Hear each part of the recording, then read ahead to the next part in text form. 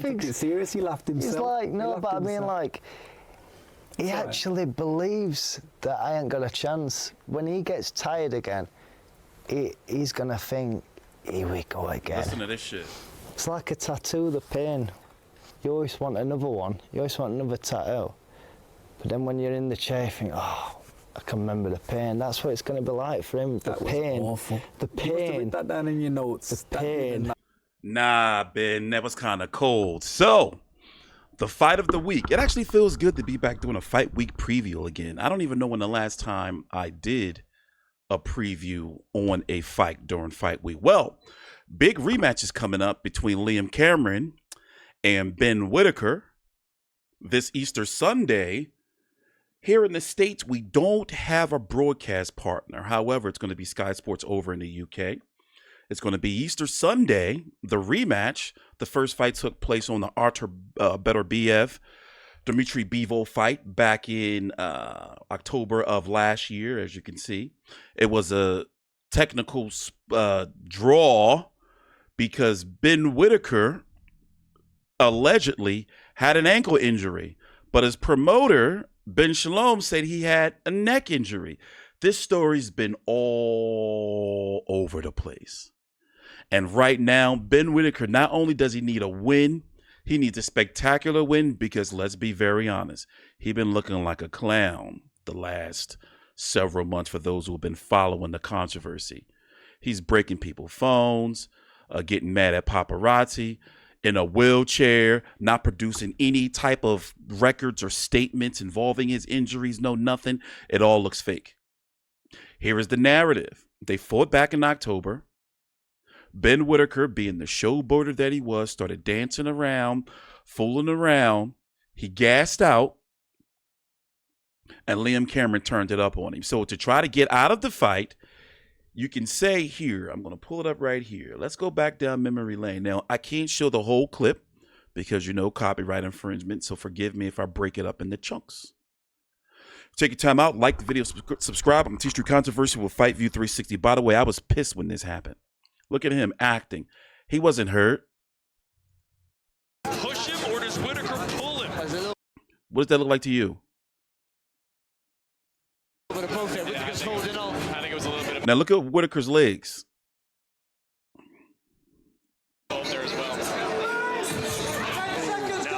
Now, I remember watching this during fight night and watching all these different angles. You can go back and watch my post-fight video on this. It's on the channel. Just type in, go to the home on my YouTube page and then type in the search bar, Whittaker Cameron. But anyway, I remember going in like the deep analysis of this, and this ankle injury was some bullshit. And he never produced anything for it. But here's another thing. There's some incompetence over there with his team because the Liam Cameron contract is for a 12-round fight. Ben Whittaker should not have wanted a 12-round fight. His team got him into a 12-round fight where he gassed out, in this case, in 6 rounds of the previous fight. So why in the world would his team say, yeah, a 12-round fight? So they're trying to have it turned into a 10-round fight behind the scenes. And there's something going on where Cameron now can't talk about his contract. It's some weird bizarreness. But by the way, I'm going to go finish watching the rest of this. And we're going to talk about the fight and the card and where these fighters are in the mix at the 168, 175-pound division. Thanks for watching. Please subscribe. I'm TstreeT Controversy with Fight View 360. Now 6 times, so if it does happen, I can land on my feet. Do you think I'm being calculated? Maybe so. You broke it down to a T. I flipped my head at 0.2 seconds and I landed here at 4.4 seconds. And we still need more answers. Yeah, I want some answers. Ben, what was the injury? I've already said. I've got the doctor's notes and whatnot. No, tell us. Nah. See, here's the thing. This is what pisses me off. This is not the first time we heard some bullshit from a fighter when they say, well, I got the doctor's notes and everything. Fucking Conor Ben. I got all the paperwork. I got the manifesto. You know, and it'll never prove nothing. In his case, it's, you know, you don't see on his social media nowhere where he said, look, this is this. I had this nerve damage. I don't give a fuck if he broke a toe. He should have showed, David Hay, he should have showed something. He ain't put nothing out there. He just went silent and started attacking fans, not physically, but taking their phones and smashing them and shit, and paparazzi. And now he's become a villain.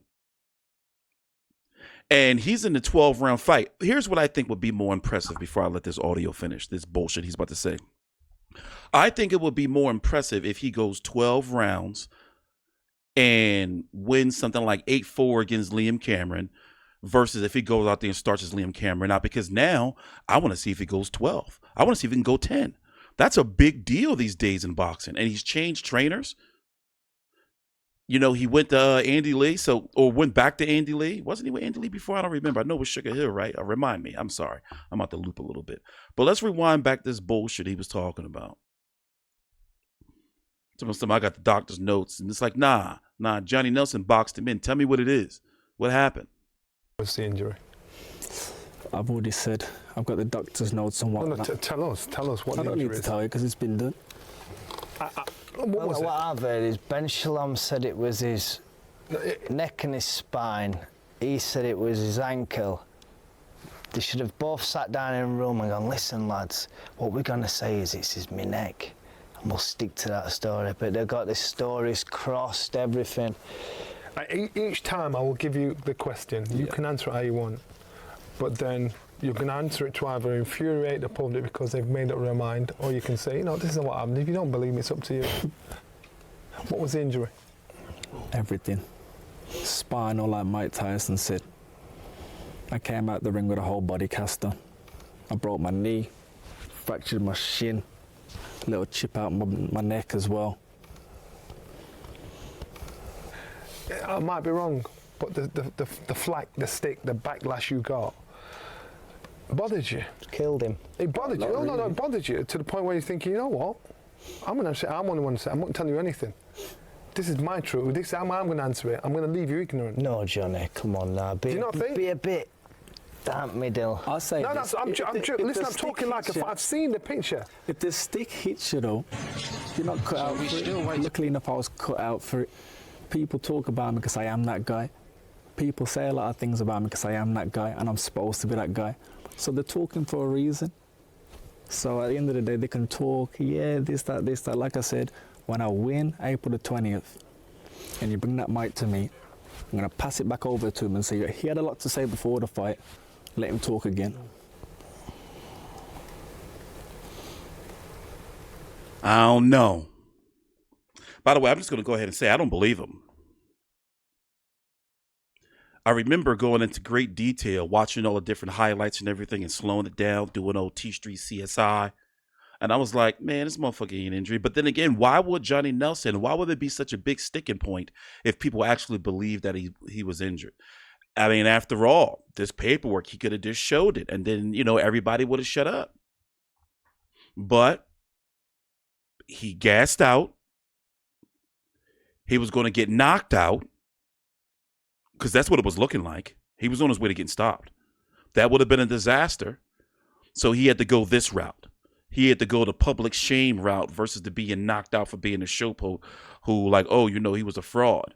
So now he did leave a question mark with this right here. You know, I mean, but at the end of the day, it's like now, you know, you created, people think you're a faker, a no good flopper faker. And nobody likes that. So I'm going to be covering the card. By the way, here's what I wanted you to hear. I guess I'll do the play. It's going to be a good fight. To be fair, there's a mess about what contracts, what no one's letting me speak about, so I'm going to try on here. We've signed for a 12-round fight, and they're trying to push it for a 10-round. They're doing everything they can, and I'm not budging.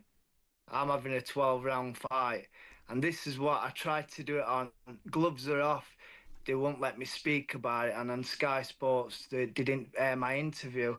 This is the problem we're having, is that I've signed a 12-round contract fight. When I was signing contract, I thought, it couldn't barely get through 5 rounds. This was weird. So like a couple of weeks went by, and we're like, they tried to send another contract for a 10 rounder. So that shows me the confidence levels. I'm ready for 15 rounds. So you want 12 rounds, and Ben Shalom and Whittaker want 10. Is that right? Well, it's signed for 12 rounds. There's been a mistake there where now they've thought they've sent me a 10-round contract on my knowing, and really it's a 12-rounder.